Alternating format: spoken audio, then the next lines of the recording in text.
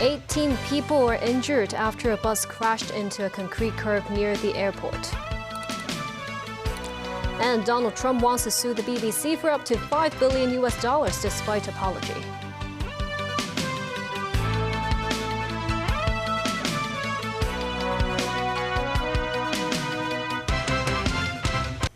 At least 18 people suffered mild injuries after a city bus crashed into a concrete curb near the Hong Kong International Airport's Terminal 1.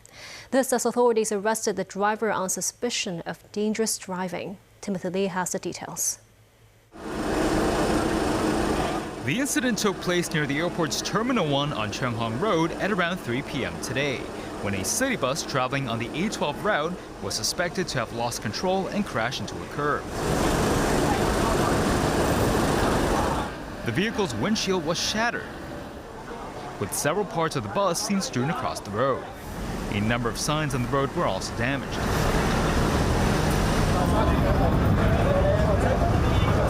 More than a dozen injured passengers sat on the side of the road as they were treated by medical personnel. Some of them required stretchers before they were taken into the ambulance. Many of the injured said the crash happened all of a sudden. This woman said the bus maintained a steady speed throughout the ride and that she never noticed the driver stepping on the brake at any point. While this individual, who suffered from neck pain after the crash, said it happened out of nowhere. The injured passengers were sent to North Lantau Hospital and Princess Margaret Hospital for treatment. Authorities are continuing their investigation of the crash. Meanwhile, Citybus has deployed its staff to the crash site and both hospitals to follow up on the matter and has already suspended the bus driver from duty. Timothy Lee, TVB News. A suspected wartime bomb was unearthed on the third runway project at Hong Kong International Airport. The bomb was detonated in the late afternoon with no impact on flights. The airport authority says a worker found the 30-centimeter bomb near the Terminal 2 concourse at around 10 this morning. The construction site was cordoned off, with workers evacuated from the area. Police defused the device at 5 p.m. before reopening the site. The first phase of the southbound travel scheme was launched today. Approved Guangdong drivers can enter Hong Kong via the Hong Kong-Zhuhai-Macau Bridge and leave their cars at the airport's automated parking facility. They can then take a shuttle bus to the airport to catch their flights without the need to clear Hong Kong border controls. Samantha Lee tells us more.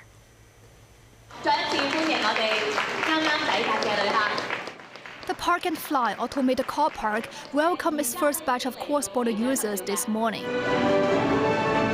This family of 5 who arrived from Guangzhou was heading off to Kuala Lumpur. This member of the family says the scheme significantly trimmed their travel time to the airport, with just a 45-minute drive from Hengqin. The 24-hour 5-story automated car park provides 1,800 spaces initially. As of now, at least 3,000 users have signed up for the facility. Secretary for Transport and Logistics Mabel Chen said the initiative allows travelers to drive themselves to the airport and arrive at the check-in counters for their flights under the airport authority's streamlined procedures. Applications for the second phase of the scheme will open on the 9th of December. 100 eligible Guangdong vehicles per day will be able to head into Hong Kong's urban area on December 23rd at the earliest. Samantha Lee, TVB News. The West Cape ferry, which connects the West Kowloon Cultural District and Central, officially commenced service this morning. The first ferry departed from Central Pier 9 at 8 a.m. Ferries depart every half an hour with a journey time of about 8 minutes. The last ferry on weekends departs at 11 p.m., 1 hour later than on weekdays. Pets are permitted on the ferry, but separate tickets are required. Pets must be placed in a closed or covered pet carrier or on a leash and wear a muzzle.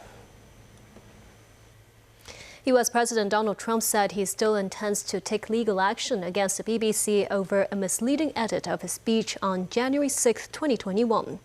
The BBC has issued a public apology to the president, but said it strongly disagreed there is a basis for a defamation claim. So the BBC has apologised and retracted the report, but they say they won't pay any compensation. Well, we'll sue them. somewhere between $1 billion and $5 billion, probably sometime next week. So you're ready to take? Well, I think I have to do it. I mean, they've even admitted that they cheated. I mean, not that they couldn't have not done that. They cheated. They changed the words coming out of my mouth. That's worse than what CBS did with Kamala. They changed her answer, but at least they didn't show it, coming out of her mouth. Do you think it's appropriate that British TV viewers have to pay more than $200 just for the right to watch television? Do you think the license? Well, I don't know what they do in a place that I like a lot, in general UK, right? But the people of the UK are very angry about what happened, as you can imagine, because it shows the BBC is fake news. Of course, you and I knew that for a long time, but we didn't know it was this big. Have you raised the issue with Sir Keir Starmer? I have not, but I'll call him. I'm going to call him over the weekend. He actually put a call into me. He's very embarrassed by it. I don't know what percentage is owned by the country, but regardless if it's small or large or nothing, I can say this, the UK is very, very embarrassed by BBC, what they did. And still ahead, the 2025 Honors and Awards presentation ceremony is held at the Government House. Donald Trump is scrapping U.S. tariffs on beef, coffee, and tropical fruit. The extended stay in space of the mice inside China's spacecraft enhanced the scientific value of the experiment.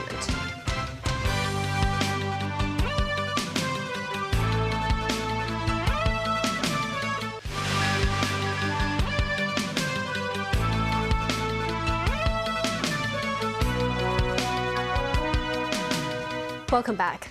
The 2025 Honors and Awards presentation ceremony was held at the Government House today. Samantha Lee tells us more.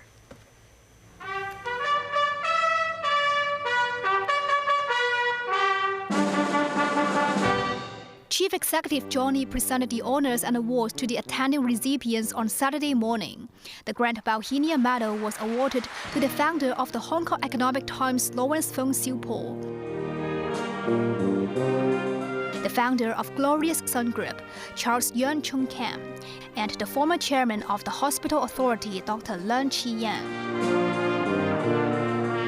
金紫荊星章 20 people received the Gold Bauhinia Star, including Secretary for Justice Paul Lam Ting Kok and Executive Council member Dr. Lam Ching Choi.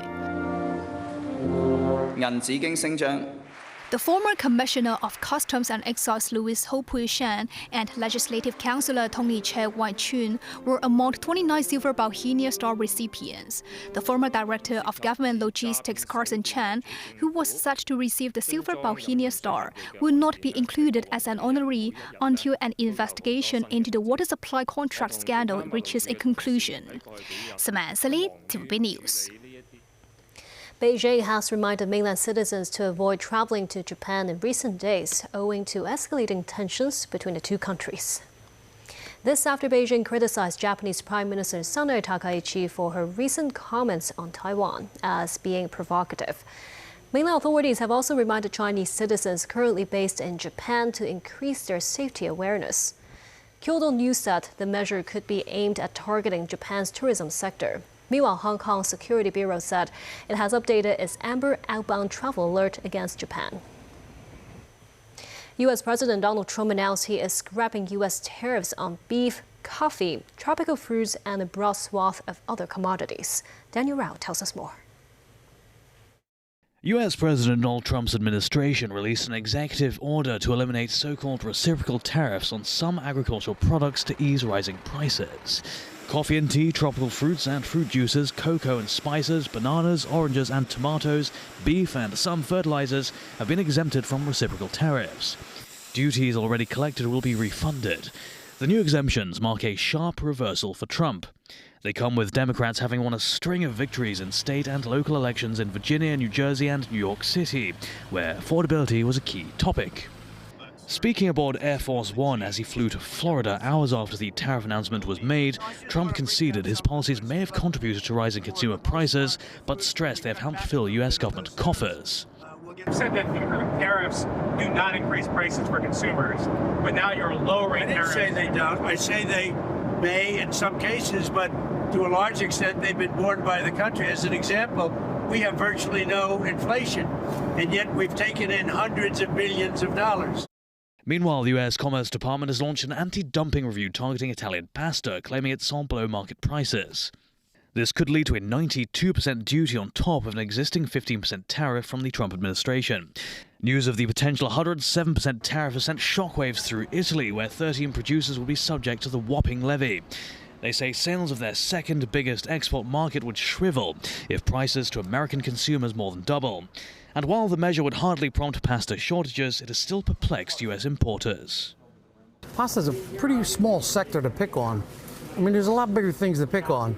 Pasta shouldn't be one of them. Not food. I mean, I don't know. Cameras. Pick on the cameras. You know, who knows? Real luxury items, but pasta?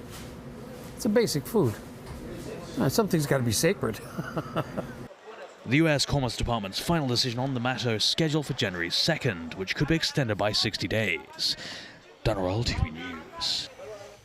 Chinese astronauts returned to Earth on Friday, together with 4 mice, after a stay in orbit that lasted longer than planned because of likely damage caused by debris to their return vehicle. Nasser Karim with more. These mice have gone where no mice have gone before. Hundreds of miles above the Earth in their breeding cage as part of the Shenzhou 21 crew. They spent longer than scheduled in space, but researchers see it as a bonus to see how their bodies adapt to weightlessness and confinement. Here they are back on Earth in Jiuquan, Gansu province, with researchers checking on their condition. The space mice will be compared to this control group of mice who were kept in similar confined capsule on Earth. The mice were monitored around the clock in orbit and adapted to the microgravity environment in a very short period of time, a researcher said. Preliminary analysis showed that the mice ate less but drank more while in the space station. The Shenzhou 20 crew's return was delayed by more than a week after tiny cracks were discovered in the capsule's window.